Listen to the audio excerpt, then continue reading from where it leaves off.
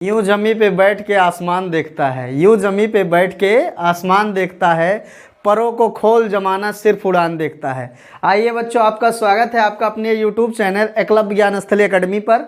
मैं मोहसिन सर आज आपको क्लास 12 की फिजिक्स प्रकाश तथा प्रकाश के परावर्तन वाले चैप्टर की श्रृंखला को बढ़ाते हुए बच्चों लेक्चर नंबर 3 लेके आए हैं, जो कि आज उसमें हम लोग पढ़ेंगे दर्पण और दर्पण से बारे में, दर्पण कितने प्रकार का होता है, इमेज बनाने तक की चीज़ें आज हम सीख जाएंगे। तो बच्चों आप मात्र हमारे साथ 15 से 20 मिनट बने रहिए। उम्मीद नहीं, एकदम गारंटी लेते हैं बच्चों आपको आएगा। क्लियर है? तो बच्चों हम दर्पण की बात करते हैं। बच्चों दर्पण, मुंह देखते हो आप लोग? मुंह देखते हो बच्चों? तो जिसमें मुंह देखते हो वही क्या है? आपका दर्पण है। कांच और दर्पण में क्या है? अंतर है। कांच दूसरी चीज है, दर्पण दूसरी चीज है। तो बच्चा कांच को अगर हम एक तरफ क्या कर देंगे? पॉलिश कर देंगे। कांच को हम क्या करेंगे? पॉलिश करेंगे। पॉलिश करने के बाद वो दर्पण बन जाता है। अगर पॉलिश नहीं करेंगे तो वो क्या कहलाता है बच्चों? कांच कहलाता है। तो चलिए हम दर्पण की बात करते हैं, फिर देखेंगे दर्पण कितने प्रकार का होता है, फिर दर्पण से संबंधित महत्वपूर्ण बिंदुएं देखेंगे। तो आराम से बच्चों दर्पण की बात करते हैं। दर्पण किसे कहते हैं? यदि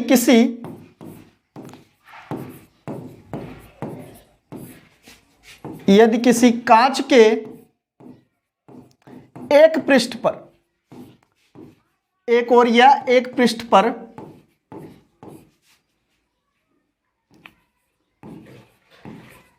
कलई या पेंट कर दिया जाए, कलई या पेंट कर दिया जाए,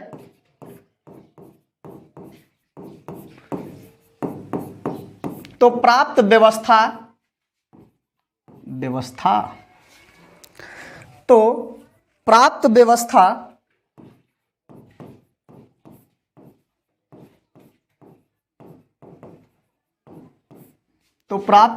दर्पण कहलाती है बाबू, दर्पण कहलाती है। याद रखिएगा, ये हो गई आपकी दर्पण।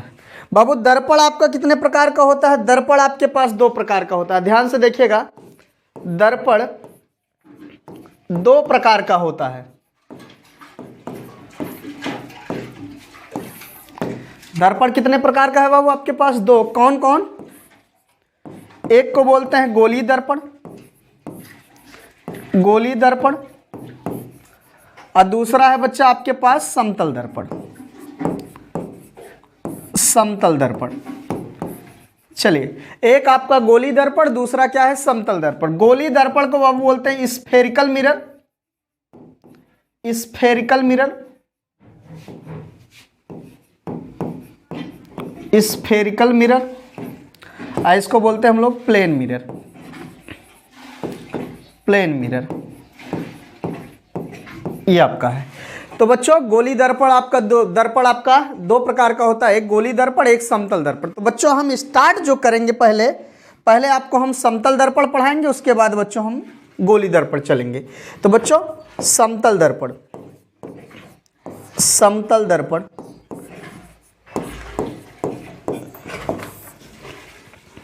यदि बच्चों कांच की एक पट्टी हो, यदि कांच की एक पट्टी पे हम क्या कर दे? पॉलिश कर दे, तो बच्चों प्राप्त व्यवस्था क्या बन जाएगी? समतल दर्पण।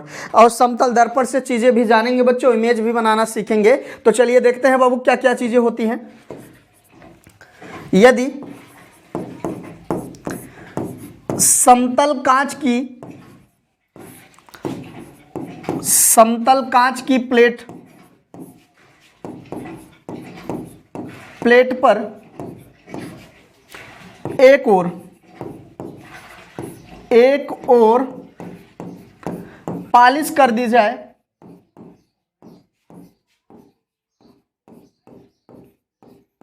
पॉलिश कर दी जाए, तो प्राप्त व्यवस्था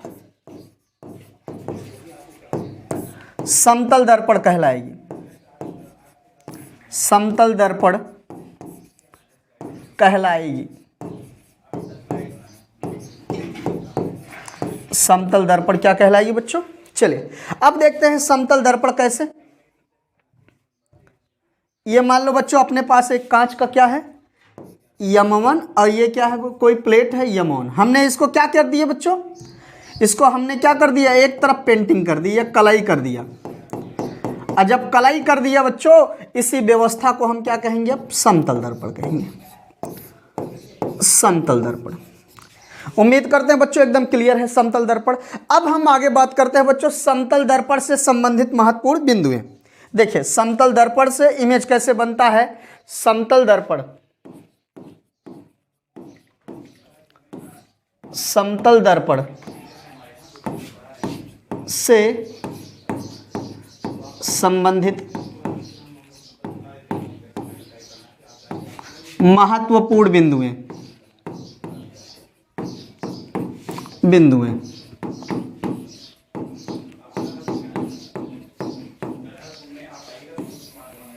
बच्चों पहला पॉइंट ये लेते हैं, समतल दर्पण की फोकस दूरी क्या होती है बच्चों? अनंत होती है।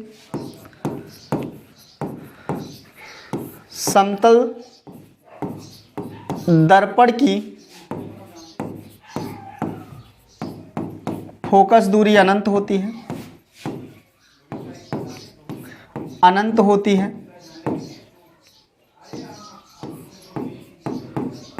अनंत होती है। चलिए पहला कंडीशन बच्चों, समतल दर्पण सदैव आभासी प्रतिबिंब बनाता है।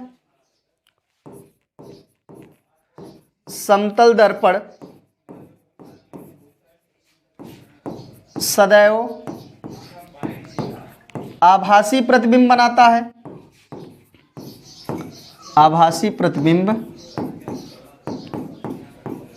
बनाता है।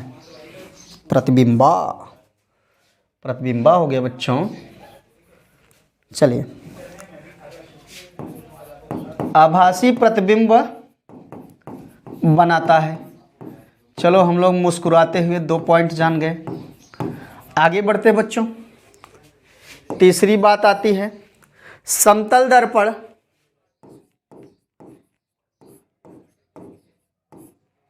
समतल दर्पण में सीधा प्रतिबिंब बनता है। अभी हम आपको प्रतिबिंब भी दिखाएंगे। सीधा प्रतिबिंब बनता है,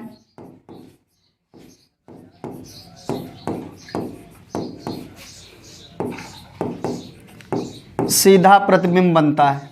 2 पॉइंट हो गया बच्चों। आगे बढ़ते हैं, समतल दर्पण के सामने अगर आप जितनी दूरी पर हैं बच्चों, आपका प्रतिबिंब भी समतल दर्पण से उतनी ही दूरी पर होगा। चलिए समतल दर्पण के सामने, समतल दर्पण से वस्तु की दूरी, वस्तु की दूरी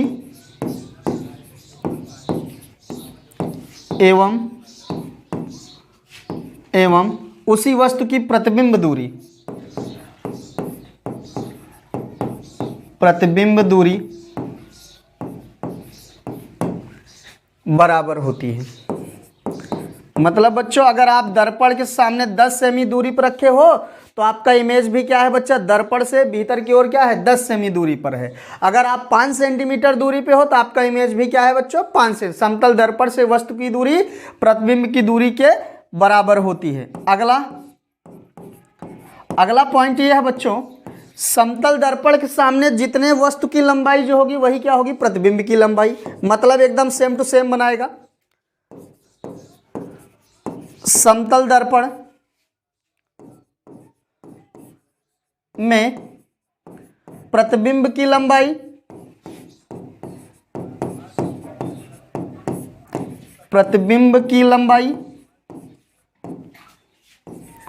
वस्तु की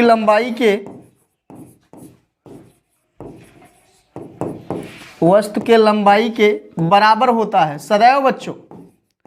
अगर आप 5 मीटर के हो तो आपका इमेज भी क्या रहेगा? 5 मीटर का। अगर आप जितना आप दिख रहे हो उतना आपका इमेज बनेगा। समतल दर्पण में प्रतिबिंब की लंबाई वस्तु की लंबाई के क्या होती है बच्चों? बराबर होती है। इतने कॉन्सेप्ट जान गए हम लोग। अगली बात बताने चल रहे हैं बच्चों, अगर आप समतल दर्पण की ओर 2 मीटर पर सेकंड से जाओगे तो आपका इमेज आपकी ओर हो सकता है बच्चों 5 मीटर पर से 2 से जाएगा तो 4 हो जाएगा। देखिए अगला, यदि वस्तु को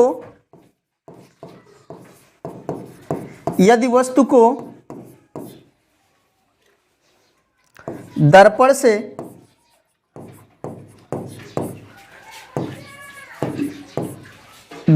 से दूर या पास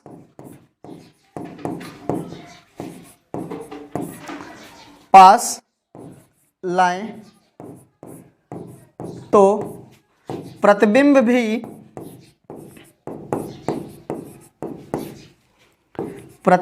क्या हो जाता है बच्चों, दूर या पास हो जाएगा, उतना ही होगा, पास हो जाएगा। चलिए, अगर आप अगला पॉइंट बच्चों, अगर आप उसकी तरफ यदि वस्तु दर्पण की ओर v वेग से जा रहा है तो उसका प्रतिबिंब बच्चों उसको लगेगा, उसका प्रतिबिंब 2v वेग से उसकी ओर आ रहा है,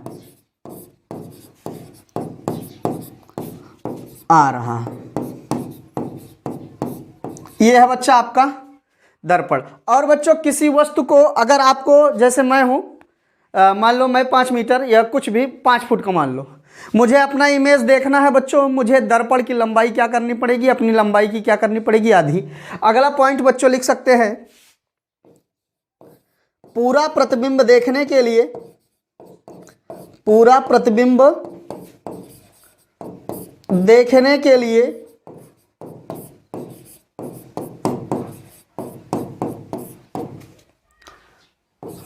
दर्पण की लंबाई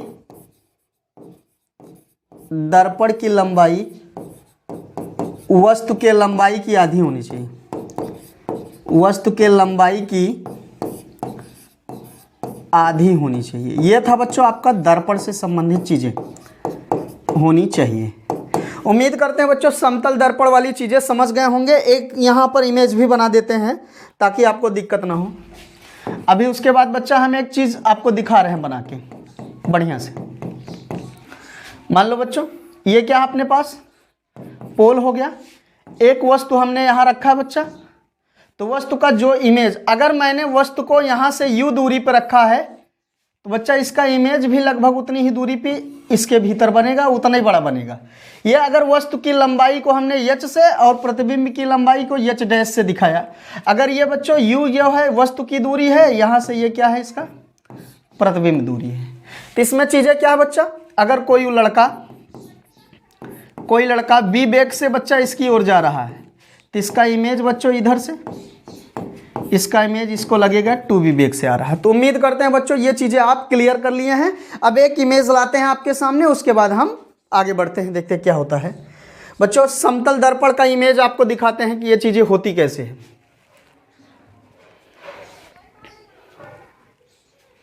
देखिएगा,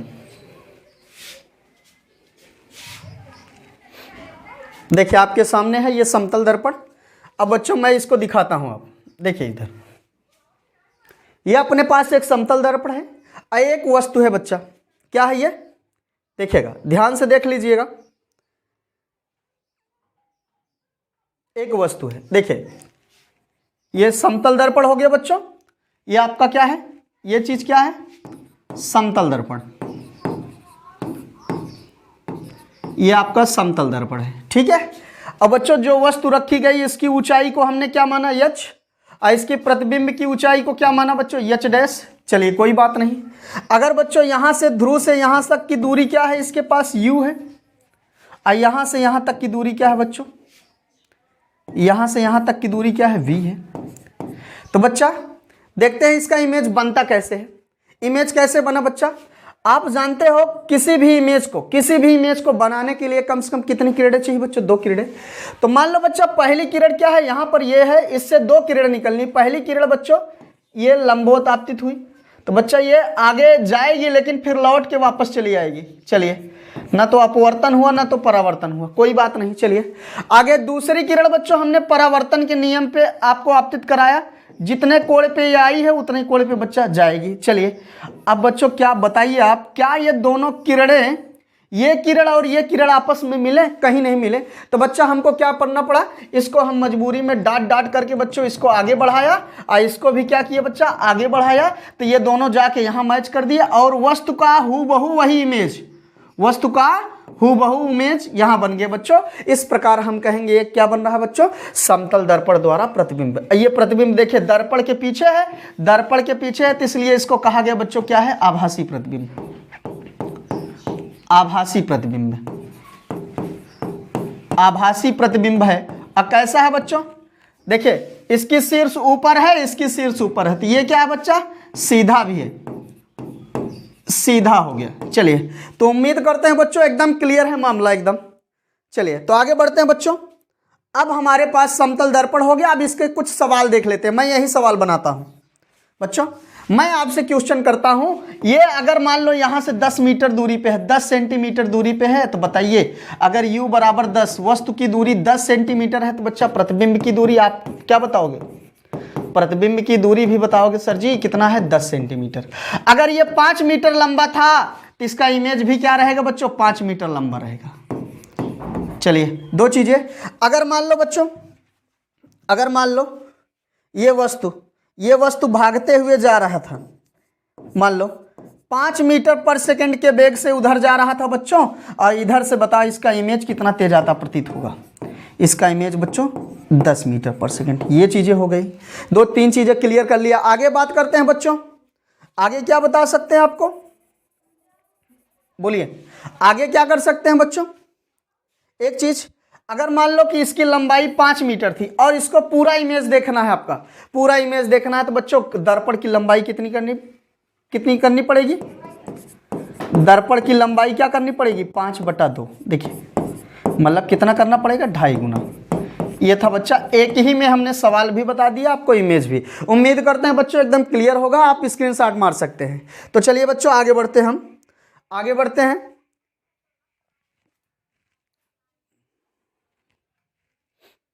हम आगे अपने पेज पे, फिर बच्चों आगे बढ़ते हैं। अब हम कौन सा दर्पण लेते हैं, हमने समतल दर्पण कंप्लीट किया, अब हम बात करते हैं गोली दर्पण की। गोली दर्पण, गोली दर्पण जिसको अंग्रेजी में कहते हैं बच्चों spherical mirror, spherical mirror, spherical mirror. जैसे अब क्या होगा बच्चों, यदि अपने पास एक कांच का खोखला गोला हो, अपने पास क्या हो बच्चों, कांच का एक खोखला गोला हो, और इस कांच के खोखले गोले को हम क्या कर दें बच्चों, काट कर, यहीं से मान लो बच्चों इसको काट दें, कांच के खोखले गोले को क्या कर दिया जाए बच्चों, काट दिया जाए, और काट करके बच्चों, काट करके इसके एक पृष्ठ पर क्या कर दिया जाए बच्चों, एक पृष्ठ पर कलई कर दिया जाए, एक पृष्ठ पर क्या कर दिया जाए बच्चों, कलाई कर दिया जाए, तो यही प्राप्त व्यवस्था ही क्या कहलाती है बच्चों, आपकी दर्पण कहलाती है। वो भी कौन सी दर्पण होगी, गोली दर्पण। कौन सी दर्पण होगी, गोली दर्पण। तो बच्चा हम परिभाषा लिखते हैं। अब इसमें से देखिए, इसको भी काट के निकालेंगे बच्चा, अगर इसको काट के निकालेंगे तो ऐसे लिखेंगे, और इसको काट के निकालेंगे तो ऐसे लिखेंगे। ध्यान से देखिए, अगर बच्चों, अगर इसके भीतर की ओर हम कलाई कर रहे हैं, इधर देखिए, तो बताइए ये वाला भाग इसका क्या बनेगा, परावर्तक। ये वाला भाग इसका बन जाएगा परावर्तक तल। अगर मैं इस वाले भाग पे कलई करता हूं तो परावर्तक भाग कौन सा बनेगा बच्चा, दबे हुए तल, ये वाला तल, दबा तल, ये दबा तल बन रहा परावर्तक, इधर क्या उभरा। तो बच्चों जब प्रकाश का परावर्तन उभरे हुए तल से होगा तो उस दर्पण को कहते हैं उत्तल दर्पण, उस दर्पण को कहते हैं बच्चों उत्तल दर्पण। और जब दबे हुए तल से होगा, दबे हुए तल से होगा, तो इस दर्पण को कहते हैं हम लोग अवतल दर्पण। उम्मीद करते हैं बच्चों एकदम चीजें क्या है, क्लियर है। अब हम इसकी परिभाषाएं हर चीज आपको बताने वाले हैं। तो चलिए बच्चों देखते हैं गोली दर्पण। अब हेडिंग करेंगे आप गोली दर्पण और इसकी परिभाषा लिखेंगे, चित्र बनाएंगे पूरा बढ़िया से। गोली दर्पण, जिया बेकरार है, गोली दर्पण बहुत बेकरार है, क्या हो रहा है यार। चलिए तो गोली दर्पण की बात करते हैं बच्चों। यदि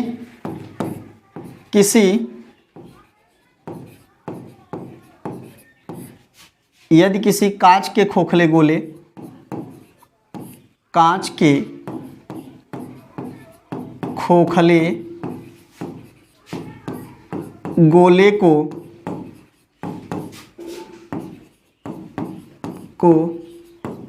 काट कर उसके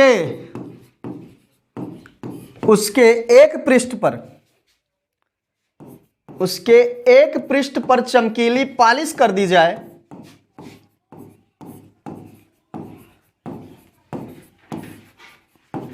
चमकीली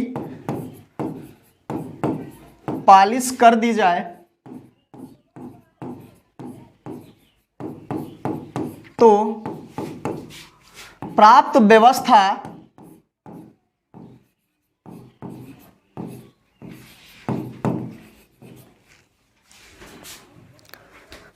प्राप्त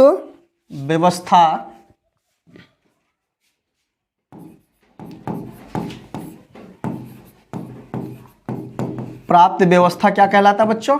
प्राप्त व्यवस्था गोली दर्पण कहलाएगा।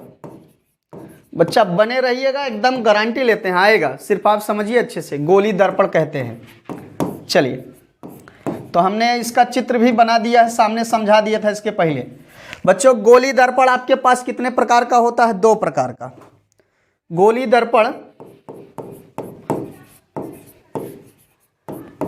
दर्पण दो प्रकार का होता है। गोली दर्पण 2 प्रकार का होता है बच्चों। पहला हम बात करते हैं बच्चों उत्तल दर्पण। उत्तल दर्पण और दूसरा है क्या बच्चों? अवतल दर्पण। अवतल दर्पण, चलिए इसको बोलते हैं बच्चों कॉन्वेक्स मिरर,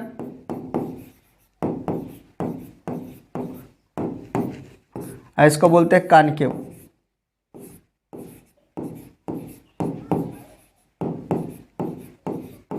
चलिए, तो बच्चा पहला इसमें से उठाएंगे उत्तल दर्पण। उत्तल दर्पण